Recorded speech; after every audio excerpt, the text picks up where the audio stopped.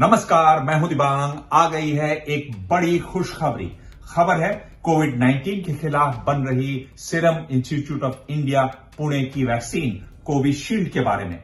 खास लोगों को ये कब से मिलनी शुरू होगी, आम लोगों को ये कब तक मिलेगी, क्या है इसके साइड इफेक्ट्स, ये कितने समय तक कारगर रहेगी और सबसे जरूरी सवाल, इसकी कीमत कितनी होगी। आज पूरी बात।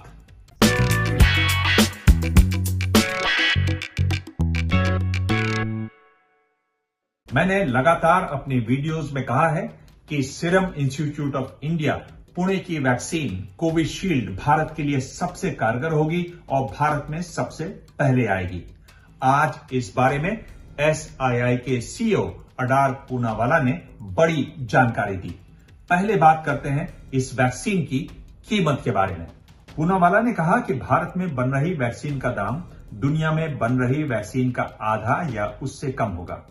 यहां जानना जरूरी है कि मॉडर्ना और फाइजर की एक डोज की कीमत करीब $2,000 होगी।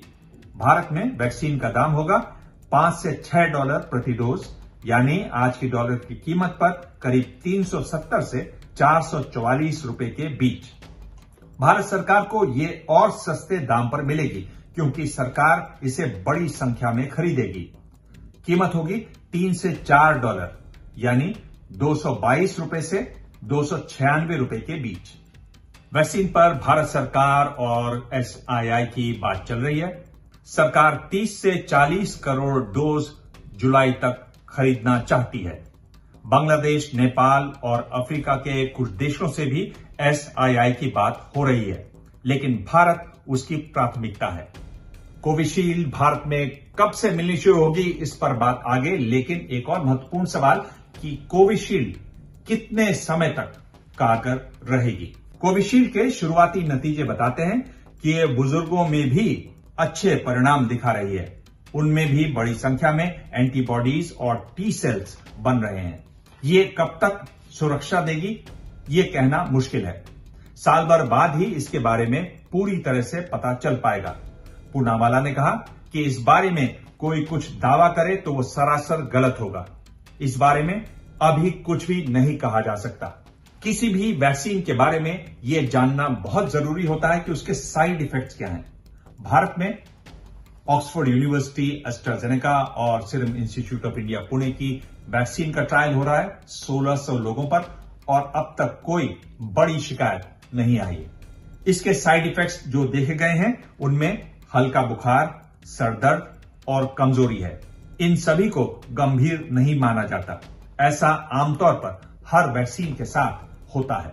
एक और बहुत जरूरी बात, और भारत के लिए यह बहुत महत्वपूर्ण भी है, फाइजर की वैक्सीन को जहां -70 डिग्री सेल्सियस और मॉडर्ना की वैक्सीन को -20 डिग्री सेल्सियस पर रखा जाएगा, वहीं कोविशील्ड को +2 से 8 डिग्री सेल्सियस पर रखा जा सकेगा।